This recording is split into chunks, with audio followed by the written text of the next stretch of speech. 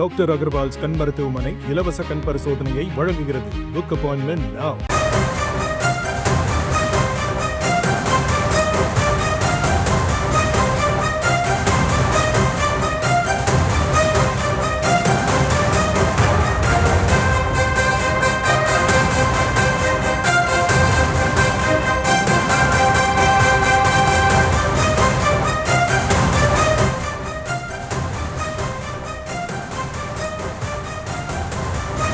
கடந்த 16ஆம் தேதி அமைச்சர் ஐ பெரியசாமி தொடர்புடைய இடங்களில் நடத்திய சோதனை குறித்து அமலாக்கத்துறையானது தற்போது விளக்கம் அளித்துள்ளது.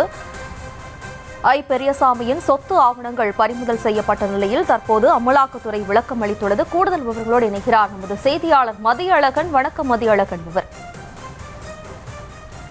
இந்த 16ஆம் தேதி தமிழ்நாடு அமைச்சர் ஐ பெரியசாமி மற்றும் அவரது மகனும் பழனி தொகுதி சட்டமன்ற உறுப்பினருமான ஐ பி செந்தில்குமாருக்கு எதிரான இடங்களில் அமலாக்கத்துறை சோதனை நடத்தியது. காலை முதல் மாலை வரை சென்னை, திண்டுக்கல் உள்ளிட்ட பல்வேறு இடங்களில் சோதனையானது நடைபெற்றது. இந்த சோதனை குறித்து தற்பொழுது அமலாக்கத்துறை எக்ஸலத்தில் பதிவு செய்திருக்கிறது. அதில் 2002ஆம் ஆண்டு பதிவு செய்யப்பட்ட வருமானத்துக்கு அதிகமான சொத்து குவிப்பு வழக்கு தொடர்பாக தான் சட்டவிரோத பணப்பரிமாற்ற தடை சட்டத்தின் கீழ் இந்த சோதனையை மேற்கொண்டதாக அமலாக்கத்துறை தெரிவித்திருக்கிறது.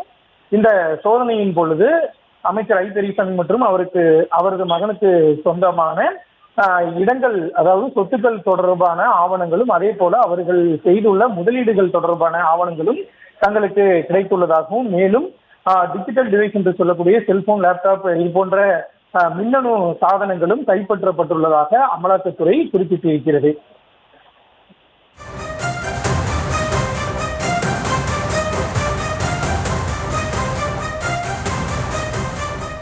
விவரங்களுக்கு நன்றி மதியழகன்.